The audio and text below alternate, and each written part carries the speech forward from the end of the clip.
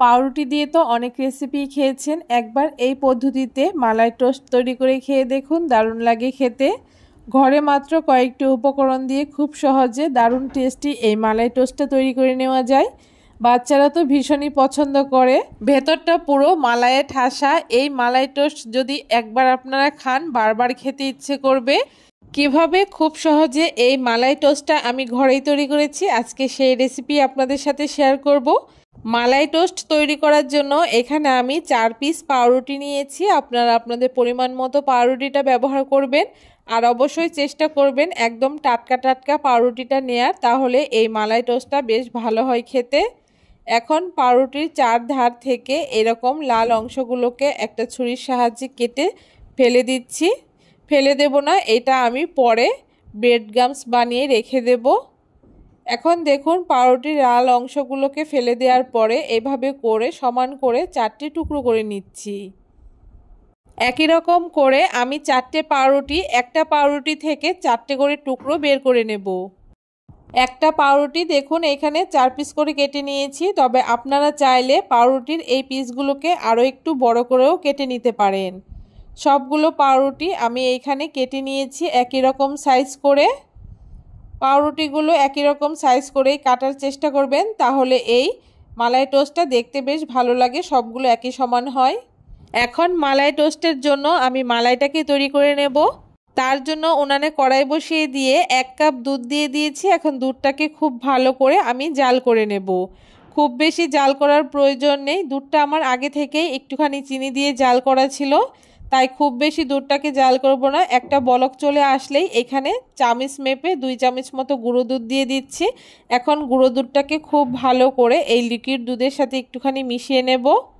আমি এইখানে গরম দুধের মধ্যে পাউডার দুধটা ব্যবহার করেছি, তাই একটুখানি দলা দলা মতো হয়ে গেছে। তারপর একটি স্প্যাচুলা দিয়ে খুব ভালো করে নাড়িয়ে চাড়িয়ে নিয়েছি, এতে খুব সুন্দর দলাটা ছাড়িয়ে গেছে। গুঁড়ো দুধটাকে খুব ভালো করে মিশিয়ে নিয়ে একটুখানি জাল করে নেওয়ার পরে এখানে আমি 1 চামচ কাস্টার্ড পাউডার দিয়ে দিয়েছি। কাস্টার্ড পাউডারটাকে আমি এখানে সরাসরি ব্যবহার করেছি, তবে আপনারা চাইলে দুধের মধ্যে গুলেও ব্যবহার করতে পারেন। এখন কাস্টার্ড পাউডারটা দেওয়ার পরে দুধটা আস্তে আস্তে ঘন হতে শুরু করবে, আর এই সময় অনবরত নাড়িয়ে চাড়িয়ে নিতে হবে, কোনো রকম নাড়া থামানো যাবে না। আমি আগেই বলেছিলাম দুধটা আমার আগে থেকে একটুখানি চিনি দিয়ে জাল করা ছিল, তাই মিষ্টির জন্য এখানে আমি 1 চামচ চিনি ব্যবহার করছি।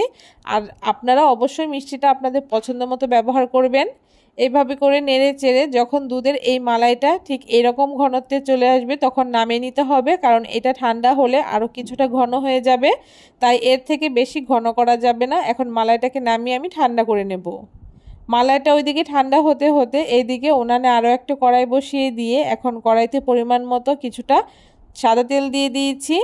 এখন তেলটাকে হালকা করে একটুখানি গরম করে নেওয়ার পরে যে পাউরুটির পিসগুলোকে আমি ছোট ছোট করে কেটে রেখেছিলাম সেইগুলোকে দিয়ে দিচ্ছি তেলের মধ্যে।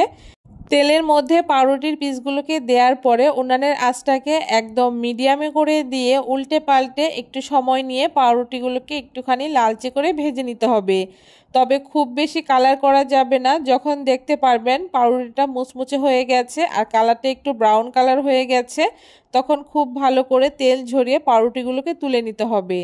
তার আগে ঠিক এরকম উল্টে পাল্টে পাউরুটিগুলোকে লাল লাল করে ভেজে নিতে হবে।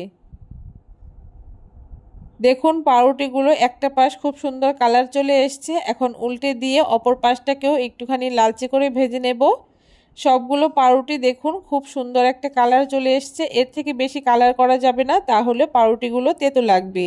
এখন পাউরুটিগুলোকে তেল ঝরিয়ে খুব ভালো করে তুলে নিচ্ছি। একই রকমভাবে বাকি পাউরুটিগুলোকেও আমি একই রকমভাবে লাল লাল করে ভেজে তুলে নিচ্ছি। দেখুন সবগুলো পাউরুটি এখানে আমার লাল লাল করে ভেজে নেওয়া হয়ে গেছে। এখন পাউরুটিগুলোকে তেল ঝরিয়ে তুলে নিচ্ছি।